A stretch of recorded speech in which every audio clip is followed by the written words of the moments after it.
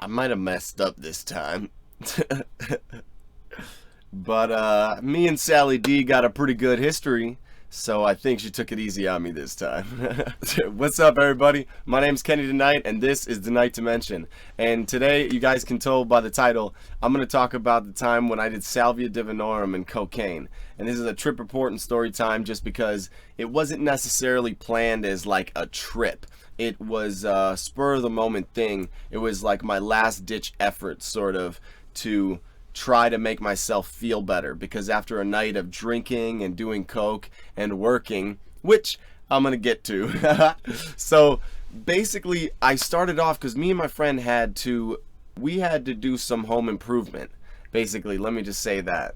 And it was really late that night, and we were with an older friend of ours, and he was explaining to us how he had been a binge cocaine user, and that he used to use it a lot, and that he loved it, and it would help him work, because we were tiling floors where you would put, I don't remember the exact names of the stuff, but we were tiling floors, and we basically had to make this whole entire floor done by that night.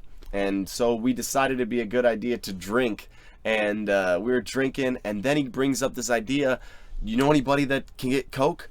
And my friend just happened to know somebody who could get cocaine. So we got some cocaine that night. And I don't recommend any of this, by the way. As I'm going through, I'm going to give you guys, do not do this. First of all, do not drink when you're using Salvia Divinorum alcohol. And you should even try to limit caffeine, limit sugar, because that could influence the experience too. No cocaine. Absolutely not. I mean, that should be self-explanatory, but don't ever use cocaine when you're using Salvia Divinorum. This is just a trip report, a story time, so you guys know. So as we're doing this work, and we finally get the coke, and we snort the coke, now we're just going ham. We're just going super fast on all this shit, while we're drinking too. And now I wanted to smoke a cigarette, and it was menthol. So I smoked a menthol cigarette, and I frickin' puked, and it was just horrible. And then, what's gonna fix that? More alcohol and more cocaine. And that's what happened. So we ended up being up until about 3-4 a.m. and we had to wake up at about 6 or 7 to continue the work, because everyone else in my friend's family had gone to sleep because we were doing this home improvement. They were moving stuff, so it came time to do that. We were laying down after we got finished, so I'm super coked and super drunk. I mean, I wasn't super drunk, but I was definitely out of my mind, and it didn't feel good.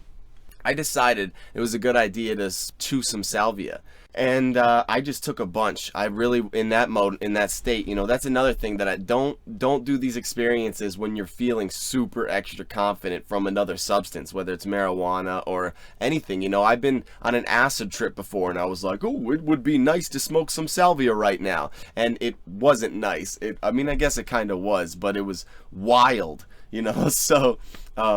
So right when I started chewing on the salvia leaves, I could instantly feel like I was getting healed, that I started to feel better. I wasn't as nauseous or as anxious, and I wasn't as drunk as I was.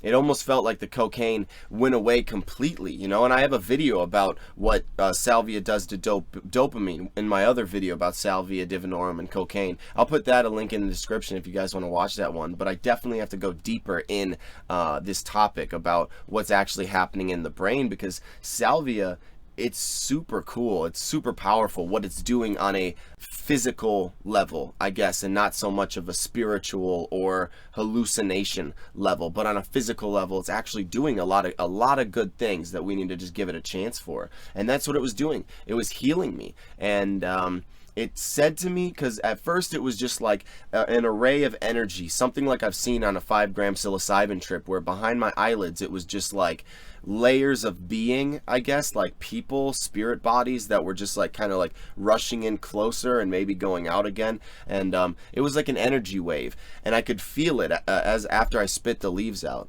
And then I laid down and I rested my body, and there was this message that was replaying in my head that told me, you don't have to sleep, you just have to let the body rest.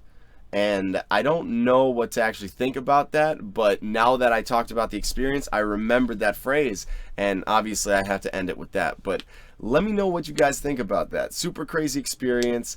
Definitely don't do what I did. I was gonna say, do as I say, not as I do, because I don't want any of you guys to mess yourself up. That's definitely not something that you want to do. But that was just a trip report that I wanted to share with you guys. If you enjoyed it, like, comment, subscribe, YouTube spiely stuff. For those of you still here, I just want a quick note. I did make a Patreon. I did do a PayPal one-time donation thing. If you guys don't like Patreon, if you guys want to support me in any way, God, that would help me out so much. I would really appreciate it. But if not, a like, a comment, or just the fact that you guys are watching the video, it really means the world to me. I appreciate you guys. Dab on the haters, and I'll see you guys next time. Peace.